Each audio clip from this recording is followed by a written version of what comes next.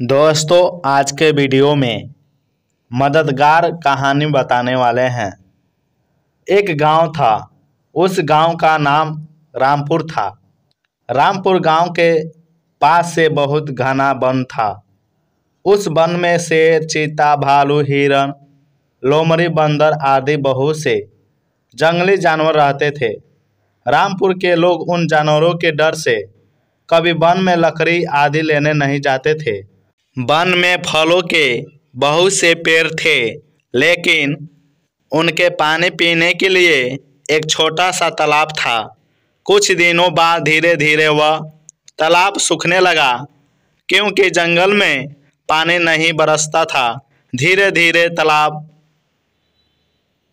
बिल्कुल सूख गया और सभी जानवर प्यास से व्याकुल होकर भटकने लगे।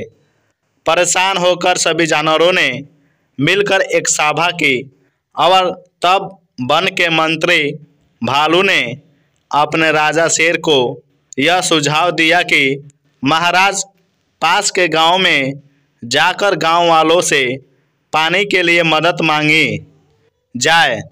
हो सकता है वे लोग हमारी समस्या समझे। सभी जानवर गांव के बाहर जाकर शांत बैठ गए। पहले तो गांव वालों ने जब इतने सारे जंगली जानवरों को देखा तो वे डरे। फिर गांव वालों ने जब देखा कि जानवर उन्हें कोई नुकसान नहीं पहुंचा रहे हैं, तब धीरे धीरे उनके पास गए।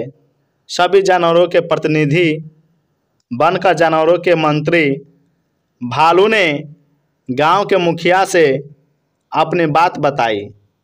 मुखिया ने गांव वालों के सम्मुख यह प्रस्ताव रखा और कहा, यदि हम लोग इन सबको अपने गांव में बने तालाब का पानी पीने के लिए उपलब्ध करा दिए तो इन सभी की जान बच सकती है।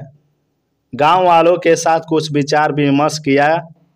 सभी लोगों ने मुखिया की बात मान ली और इस बात की सहमति तो दे दी, लेकिन इस शर्त के साथ कि कोई भी जंगली जानवर, उनके बच्चों को या किसी भी ग्रामीण को कोई नुकसान नहीं पहुंचेगा। भालू ने कहा कि इस धरती पर मनुष्य हमको कुछ देते नहीं खाने के लिए, इसलिए मजबूरन अपने पेट के लिए छोटे बच्चे को मारकर खाना पड़ता है। अगर मनुष्य हमको सेवा करे तो यह सब करने की क्या आवश्यकता है? हम लोग शाकाहारी बन सकते हैं। दोस्तों, इस तरह से मनुष्य और जानवरों में सुलह हो गई।